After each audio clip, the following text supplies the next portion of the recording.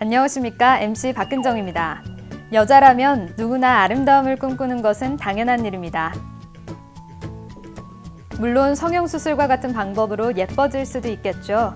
하지만 이는 비용적인 측면이나 부작용의 위험을 안고 가야 하는 것이 약간 걸리는 부분일 텐데요. 그래서 최근에는 간단한 시술로 자신의 아름다움을 가꾸는 방법이 화제입니다. 과연 어떤 방법이 있는지 화면을 통해 확인해 보시죠. 21세기는 외모가 경쟁력인 시대. 이에 각종 성형수술과 간단한 시술로 자신의 외모를 가꾸는 여성들이 늘고 있는데요. 그중 최근 각광을 받고 있는 것이 바로 필러 시술입니다. 필러는 빠르고 간편하게 외모 콤플렉스를 해결할 수 있고 수술 없이 성형수술 효과를 볼 수 있기에 많은 이들에게 인기를 얻고 있는데요. 전문의와 필러 디자이너의 협진을 통한 필러의 아름다움. 지금부터 만나보실까요?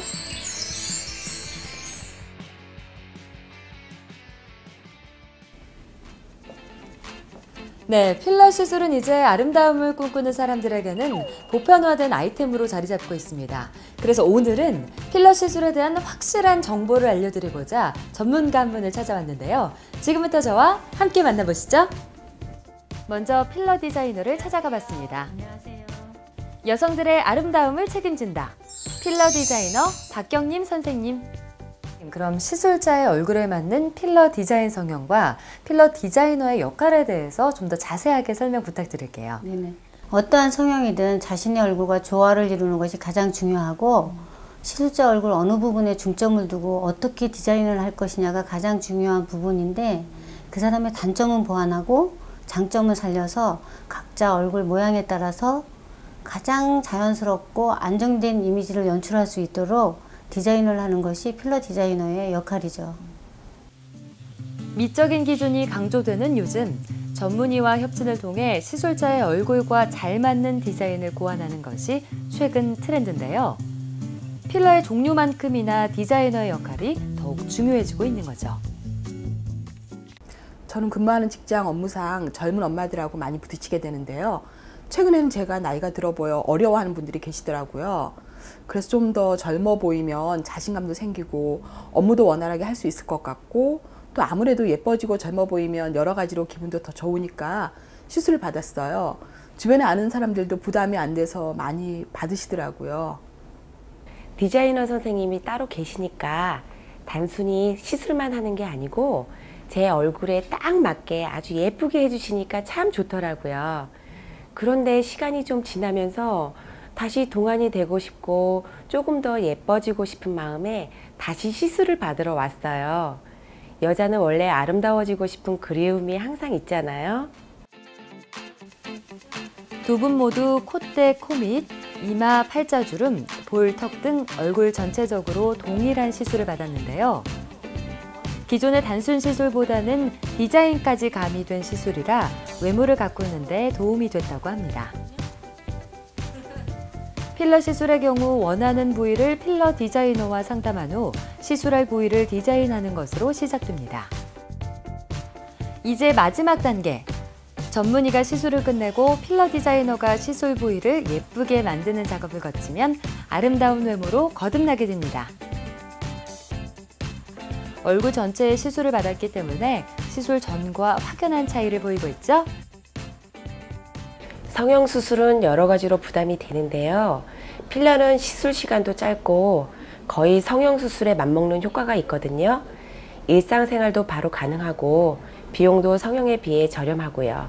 일단 제일 좋은 건 티가 별로 안 나서 좋은 것 같아요. 원장님, 제가 시술하는 거 직접 보니까요. 직접 시술하시는 전문의만큼이나 중요한 역할을 하는 사람이 필러 디자이너라는 생각이 드는데요. 그렇죠. 무엇보다 성형은 지금보다 더 이뻐지고 젊어지기 위해서 하는 만큼 미적 감각이 꼭 필요하죠. 시술은 전적으로 필러 전문의가 하시지만 디자인적인 측면은 필러 전문 디자이너들이 더 뛰어나기 때문에 협진을 통해 서로 상호 보완을 할 수가 있죠. 그냥 시술만 하는 게 아니라 전체적인 조화와 윤곽을 고려해서 디자인을 하게 되면 만족도는 훨씬 더 높아지게 되죠. 네, 그럼 또 궁금한 게 하나 있는데요. 필러 시술 받으시는 분들이 주의해야 할 점 뭐가 있을까요? 그렇다고 아무 데서나 시술 받으면 안 돼요. 왜냐하면 필러 시술 시 필러가 혈관에 들어가게 되면 혈관을 막아 염증이 생길 수 있기 때문에 필러 전문 병원에서 시술 경험이 풍부한 전문의에게 시술 받는 것이 그런 부작용을 줄일 수가 있죠. 그리고 적절한 부위에 맞게 적절한 양의 필러로 시술 받는 것이 좋죠. 원장님, 그런데요. 제가 아까 원장님 나이 듣고 정말 깜짝 놀랐어요. 정말 동안이신데 혹시 원장님도 시술 받으시는 건가요? 당연히 많이 했죠. 저도 여잔데 당연히 이뻐지고 젊어지고 싶은 마음은 다 똑같지 않을까요? 아, 그렇군요. 동안의 비결이 바로 거기 있었군요. 네, 원장님 오늘 말씀 감사합니다. 네, 수고하셨습니다. 네, 오늘은 필러 전문 디자이너의 역할과 왜 꼭 필러 전문 의료진에게 시술받아야 하는지에 대해서 알아봤습니다. 혹시 필러 성형에 대해서 간단하게만 생각했던 분들 있으시다면 이제부터 꼭 알아보고 따져보고 해야 한다는 것 기억하셔야겠죠? 여러분, 지금까지 필러 시술에 대해서 살펴보셨는데요. 이 필러 시술의 국내 시장 규모는 2011년 기준 무려 700억 원에 달한다고 합니다. 특히 매년 10% 이상의 성장세를 보이고 있어 이런 추세라면 올해 필러 시장은 최대 1,000억 원까지 확대될 것으로 예상되는데요. 97년 국내에서 정식 허가를 통해 필러가 소개된 이후 다양한 기술이 도입돼 진화의 진화를 거듭하고 있습니다. 이런 진화 덕분에 성형수술의 트렌드도 함께 요동치고 있는데요. 무분별한 성향은 지양해야겠지만 굳이 해야 한다면 간단한 시술로 비슷한 효과를 누리는 쪽으로 눈길을 돌려보는 건 어떨까요? 오늘 준비한 소식은 여기까지고요. 다음 시간에 더 알찬 소식으로 찾아뵙겠습니다. 시청해주신 여러분 고맙습니다.